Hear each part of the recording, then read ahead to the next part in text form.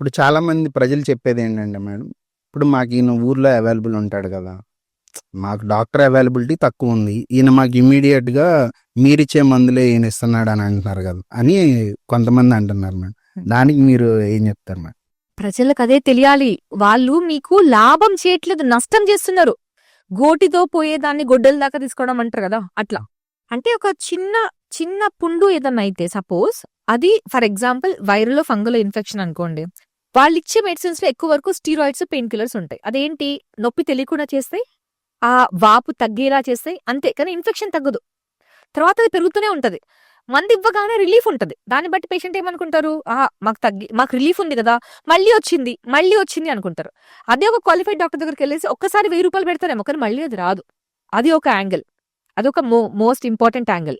Next thing ఏంటంటే, doctors అందుబాటులో లేరు అంటే ప్రజలు ఏం చేయాలి? ప్రభుత్వాల్ని ప్రశ్నించాలి.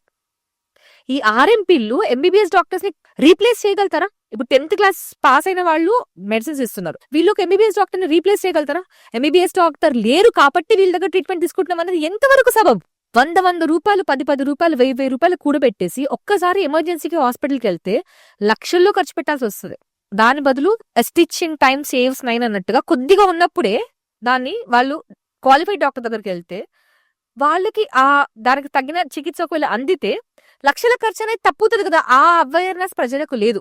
డాక్టర్స్ లేరు అంటే ఎవరిని క్వశ్చన్ చేయాలి? వాళ్ళ లోకల్ సర్పంచుల దగ్గర నుంచి, జెడ్పీటీసీల దగ్గర నుంచి, ఎమ్మెల్యేల వరకు వాళ్ళని ప్రశ్నించాలి కదా. స్టాఫ్ సిబ్బంది సరిగా లేరు అంటే ఏ గవర్నమెంట్ హాస్పిటల్ ఖాళీగా ఉందండి? ఏ గవర్నమెంట్ హాస్పిటల్ వర్క్ లేకుండా ఉన్నారు? లేదు. All the government institutes and government hospitals are already overburden. ఎందుకు? స్టాఫ్ సరిపడా లేరు. సో ఆబ్వియస్లీ ఆ ఓవర్ బర్డెన్ గా ఉన్న సిచ్యువేషన్ లో వీళ్ళు అంతా వాళ్ళ కోరుకునే అంబియన్స్ ఇవ్వలేరేమో పేషెంట్ కి. ట్రీట్మెంట్ వైజ్ పేషెంట్ కి ఏది మంచో అదే చేస్తారు, కానీ అది చేసే పద్ధతిలో వాళ్ళని బుజ్జగించి చెప్పరేమో. ఆర్ఎంపీస్ చేసేది అదే అంతే. కానీ దానివల్ల వాళ్ళకు జరిగే నష్టం ఏంటి అనేది వాళ్ళు ఆలోచించే శక్తి అనేది ప్రజల్లో పెరగాలి. మేడం, ఇప్పుడు మరి ఇటువంటి డాక్టర్స్‌ని గుర్తించడానికి, ఇటువంటి ఇబ్బందుల్ని మీ దగ్గరికి తీసుకురావడానికి మీరు ఎటువంటి అవేర్‌నెస్ క్రియేట్ చేస్తున్నారు మేడం? సో అవేర్నెస్ అంటే మనం ఏం చేయగలుగుతామండి? వాళ్ళ మీద యాక్షన్ తీసుకుంది, అది పేపర్లలో వస్తే దాన్ని చూసేసి, లేకపోతే చుట్టూ ఉన్న వాళ్ళందరూ ఓకే ఈ క్లినిక్ మీదకి వచ్చారు, ఇది మూసేశారు, ఇక్కడికి వచ్చేసి వాళ్ళు ఎఫ్ఐఆర్ బుక్ అయింది అని అంటే వాళ్ళు తప్పు చేస్తున్నారు అనే సంగతి జనాల్లో తెలియజేసే ప్రయత్నం చేయడం అంతే కదా. సో అల్టిమేట్ గా అయితే జనాల్లో అవేర్నెస్ కలగాల్సిందే. మా వైపు నుంచి అయితే మేము ఎంతవరకు చేయగలుగుతామంటే వీళ్ళను అది చేయకుండా నియంత్రించే ప్రయత్నం చేయడము, తప్పు చేసే వాళ్ళ మీద యాక్షన్ తీసుకోవడం, ఎఫ్ఐఆర్ బుక్ చేయడం, డిఎంహెచ్ఓకి చెప్పేసి క్లినిక్ క్లోజ్ చేయించడం, అంతవరకు అయితే చేయగలుగుతాం.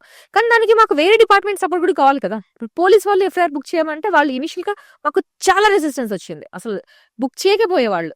డిఎంహెచ్ఓస్ లాక్ చేయండి, సీల్ చేయండి అంటే చేయకపోయేవాళ్ళు. అంటే అలవాటు లేని పని కదా వాళ్ళకి ఎవరికి కూడా. సో అలా గ్రాడ్యువల్ గా అవేర్నెస్ అనేది కలిగించడము, ప్రజల్లో అవేర్నెస్ కలిగించడము, వీళ్ళ పరిమితులు వీళ్ళకి తెలియడం, మా పరిధిలో ఉన్నంత వరకు ఏమేం చేయగలుగుతామో ఏ మాత్రం కాంప్రమైజ్ అవ్వకుండా అన్ని చేసే ప్రయత్నం చేస్తున్నాం.